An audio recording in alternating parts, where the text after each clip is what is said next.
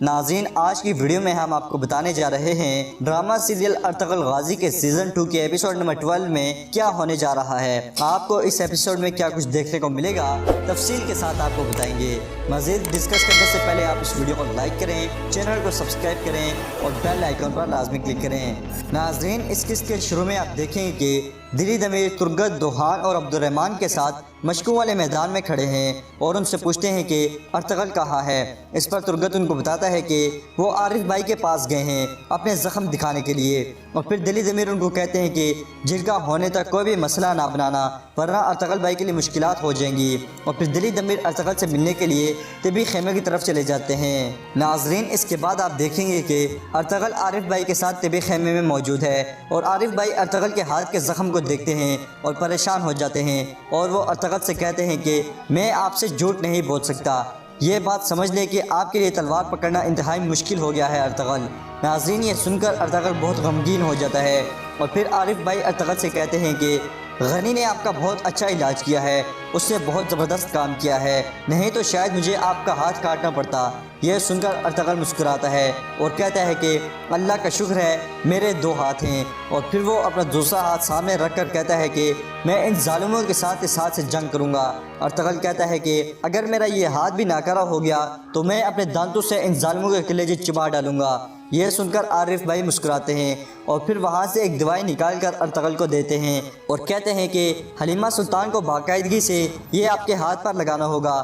اس پر Ertugrul ان کا شکریہ ادا کرتا ہے۔ ناظرین، اس کے بعد ارطغرل عارف بھائی سے کہتا ہے کہ میرے بابا سلیمان شاہ نے مجھے سپاہی سالار بنایا تھا، لیکن میری غیر موجودگی میں تیمور کو سپاہی سالار بنا دیا گیا تھا، لیکن عارف بھائی میں اب واپس آ گیا ہوں، تو اب میرے فرائض مجھے واپس دینے کے بارے میں آپ کی کیا رائے ہے؟ ناظرین، عارف بھائی کا تعلق درگا قبیلے سے ہے، اس لیے وہ ارطغرل کو کہتے ہیں کہ ارطغرل میرا دل تو آپ کے ساتھ ہے، لیکن شاید مجھے مجبوراً اپنے آقا کے آگے ساتھ جھکانا پڑے۔ ارطغرل بھائی مجھے سمجھ نہیں آ رہا کہ کیا کروں۔ پھر وہ ارطغرل سے کہتے ہیں کہ یہ سب آپ پر منحصر ہے، جو اہم بات ہے وہ یہ ہے کہ آپ ان سے کیا بات کرتے ہیں، اس لیے آپ جرگے میں جو بات کریں گے وہ بہت زیادہ اہمیت رکھتی ہوگی۔ ناظرین، اسی دوران وہاں سردار خوشنود کا ایک سپاہی آتا ہے اور ارطغرل سے کہتا ہے کہ آقا ارطغرل، سردار خوشنود نے آپ کو بلایا ہے، اور پھر وہ سپاہی وہاں سے نکل جاتا ہے اور ارطغرل بھی سردار خوشنود کے خیمے کی طرف روانہ ہو جاتا ہے۔ اسی دوران طبی خیمے سے عارف بھائی اور دلی ضمیر بھی نکل جاتے ہیں، اور پھر عالیہ خاتون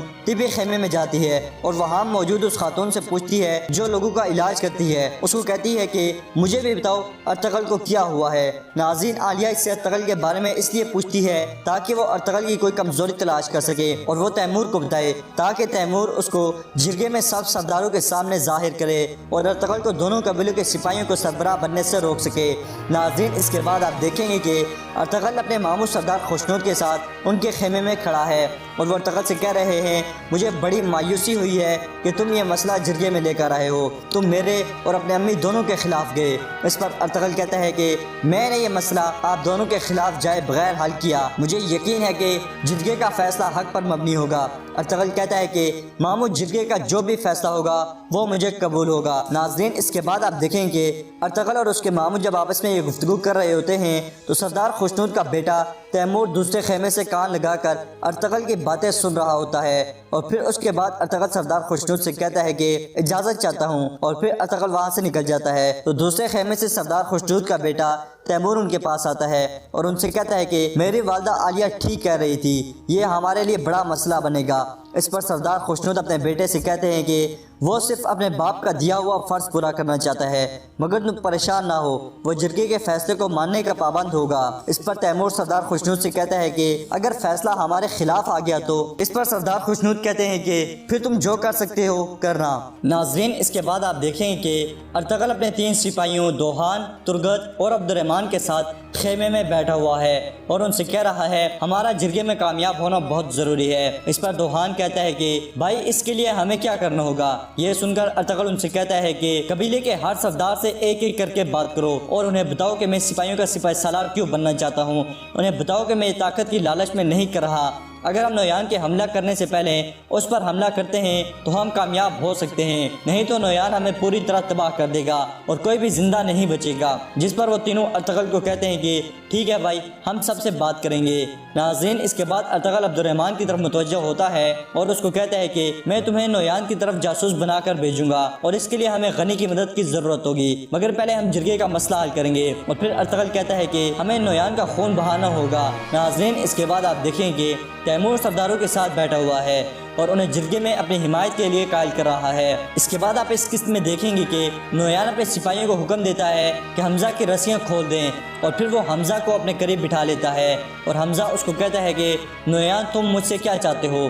تم مجھے قتل کیوں نہیں کرتے؟ اس پر نویان حمزہ سے کہتا ہے کہ مجھے تم جیسے تیز اور بہادر جنگجو کی ضرورت ہے۔ اس پر حمزہ کہتا ہے کہ تم کیا چاہتے ہو؟ میں اپنے قبیلے سے غداری کروں؟ یہ ممکن نہیں ہے۔ اس پر نویان کہتا ہے کہ میں تمہیں یہ نہیں کہتا کہ تم اپنے قبیلے سے غداری کرو، بلکہ تمہیں تمہارے قبیلے کے جانبازوں کا سربراہ بننے کا موقع دوں گا۔ اس پر حمزہ کہتا ہے کہ یہ کیسے ہوگا؟ جس کے جواب میں نویان کہتا ہے کہ اگر کائی قبیلہ علاؤالدین کے قباد کے بجائے عقدۂ خان کے حکمرانی کے تحت کام کرے تو میں تمہارے قبیلے کو نیست و نابود نہیں کروں گا۔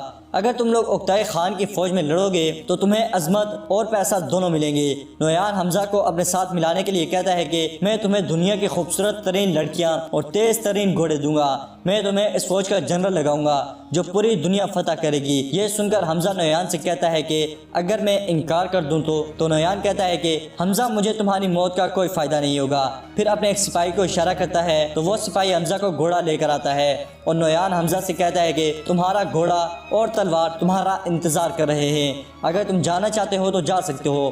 اس کے بعد نویان حمزہ کو قائل کرنے کے لیے کہتا ہے کہ تم اپنے آقا گندگدو کے لیے ساری زندگی لڑتے رہے، لیکن اس نے آخر میں تمہارے ساتھ کیا میں جانتا ہوں، تم اب اس سے نفرت کرتے ہو۔ نویان حمزہ کو کہتا ہے کہ میں تمہیں گندگدو سے بدلہ لینے کا موقع فراہم کروں گا، اور پھر وہ حمزہ کو کہتا ہے کہ آج رات تم میرے مہمان ہو، تم ساری رات سوچو اور پھر کوئی فیصلہ کرو اور صبح مجھے بتا دینا۔ اور پھر وہ ایک لڑکی کو بلاتا ہے اور اس کو حمزہ کے ساتھ بٹھا دیتا ہے اور پھر اس کو کہتا ہے کہ حمزہ کا خیال رکھو۔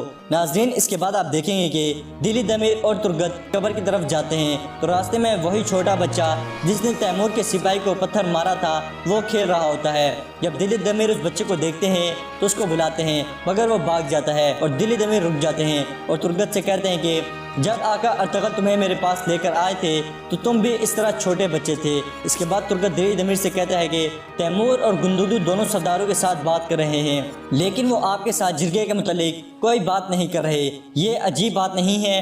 اس پر دلی دمیر کہتے ہیں کہ تیمور اور گندگدو چاہتے ہیں کہ جرگے میں تمام سردار تیمور کی حمایت کریں، لیکن وہ یہ بھی جانتے ہیں کہ میں ارطغرل کی حمایت کروں گا۔ ناظرین، اس کے بعد آپ دیکھیں گے کہ تیمور اور اس کے سپاہی سرداروں کے ساتھ بات کر کے انہیں اس بات پر قائل کر رہے ہیں کہ وہ جرگے میں سپاہیوں کی سربراہی کے لیے تیمور کی حمایت کریں، اور دوسری طرف آپ دیکھیں کہ ارطغرل کے سپاہی ترگت اور دوحان بھی سپاہیوں کے ساتھ بات کر رہے ہیں کہ وہ جرگے میں ارطغرل کی حمایت کریں۔ ناظرین، اس کے بعد آپ دیکھیں گے کہ تیمور اپنی سازشی ماں عالیہ کے ساتھ کھڑا ہے اور عالیہ اس سے کہہ رہی ہے مجھے پتا ہے تم روشنی کو پسند کرتے ہو، اگر تم کہتے ہو تو میں تمہارے بابا کے ساتھ بات کروں تاکہ ہم اس کے ساتھ تمہاری شادی کر سکیں۔ اس پر تیمور کہتا ہے کہ نہیں، ابھی نہیں، پہلے مجھے یہ ارطغرل والا مسئلہ حل کرنے دیں۔ اور پھر عالیہ تیمور سے پوچھتی ہے کہ ہمارے سردار اس بارے میں کیا کہتے ہیں، جس پر تیمور کہتا ہے کہ ہمارے قبیلے کے سردار ہمارے ساتھ ہیں، لیکن طبیب عارف کا کچھ بھی نہیں پتا، ان سے جب میں نے پوچھا تو انہوں نے اس بات کا کوئی جواب نہیں دیا۔ اس پر عالیہ تیمور سے کہتی ہے کہ اگر ہم نے کسی نہ کسی طرح ارطغرل سے سپہ سالاری لے لی تو سارے مسئلے حل ہو جائیں گے۔ ناظرین، اس کے بعد آپ دیکھیں کہ حلیمہ سلطان حائمہ خاتون کے ساتھ ان کے خیمے میں بیٹھی ہوئی ہے اور ان کو کہہ رہی ہے کہ ارطغرل جب تک نویان کو مار نہیں لیتا وہ آرام سے نہیں بیٹھے گا۔ ناظرین، اس کے بعد حلیمہ سلطان حائمہ خاتون سے کہتی ہیں کہ ارطغرل کا ہاتھ بری طرح زخمی ہے، وہ تلوار نہیں پکڑ سکتے۔ یہ سن کر حائمہ خاتون پریشان ہو جاتی ہیں اور ان سے کہتی ہیں کہ میرے بیٹے کے ہاتھ کو کیا ہوا ہے۔ ناظرین، اس پر حلیمہ سلطان کہتی ہے کہ اس گھٹیا شخص نویان نے ارطغرل کے ہاتھوں میں کیل ٹھونک دی ہے۔ ناظرین، یہ بات سن کر حائمہ خاتون بہت غمگین ہو جاتی ہیں۔ ناظرین، ارطغرل نے حلیمہ سلطان کو یہ بات کسی کو بھی بتانے سے منع کیا تھا، لیکن حلیمہ سلطان نے یہ بات حائمہ خاتون کو بتا دی ہے، اور جب وہ حائمہ خاتون کو یہ بات بتا رہی ہوتی ہے تو خیمے کے باہر روشنی کھڑی ہوتی ہے جو کان لگا کر ان کی باتیں سن رہی ہوتی ہے۔ ناظرین، اس کے بعد آپ دیکھیں گے کہ تمام سردار سپاہیوں کے سربراہ چننے کے لیے اور ارطغرل کے جانبازوں کے بارے میں فیصلہ کرنے کے لیے جرگے میں جمع ہیں۔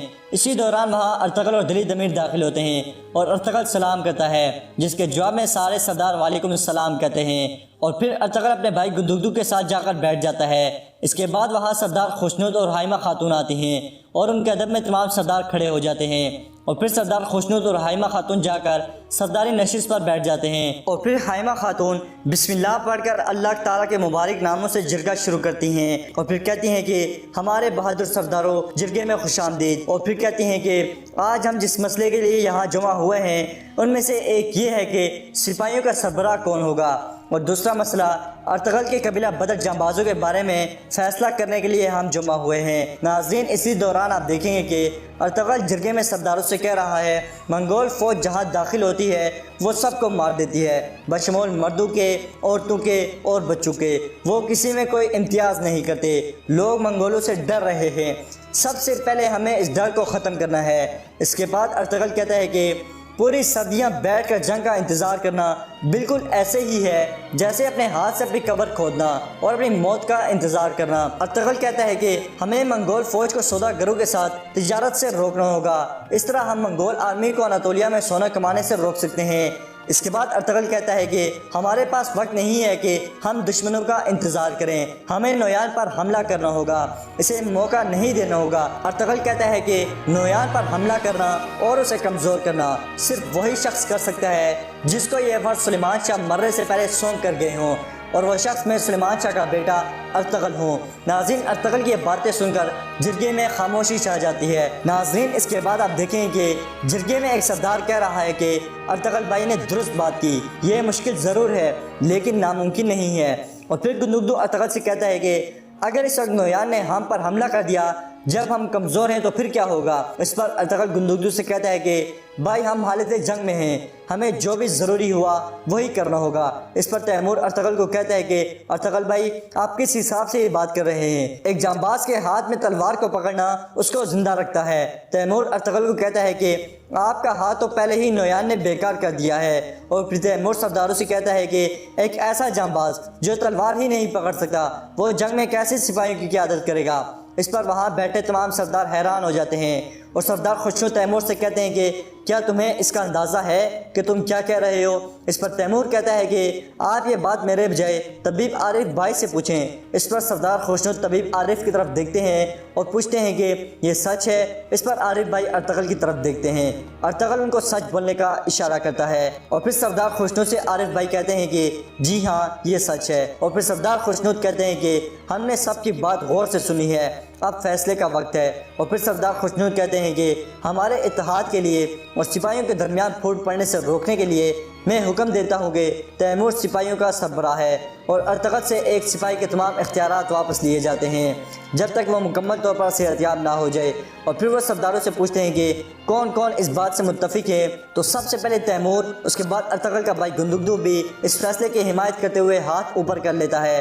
یہ دیکھ کر ارطغرل کو دکھ ہوتا ہے، اور پھر آہستہ آہستہ کچھ اور سردار بھی ہاتھ اوپر اٹھا لیتے ہیں، مگر ابھی بھی اکثر سردار ہاتھ نہیں اٹھاتے۔ اسی دوران حائمہ خاتون بھی اپنا ہاتھ اٹھا لیتی ہیں، اور جب سردار حائمہ خاتون کو ہاتھ اٹھاتے ہوئے دیکھتی ہیں تو پھر بہت سے سردار نہ چاہتے ہوئے بھی اپنا ہاتھ اس فیصلے کی حمایت میں اوپر کر لیتے ہیں۔ ارطغرل جب اپنی والدہ کو ہاتھ اٹھاتے ہوئے دیکھتا ہے تو وہ بہت غمگین ہوتا ہے، اور اس کی آنکھوں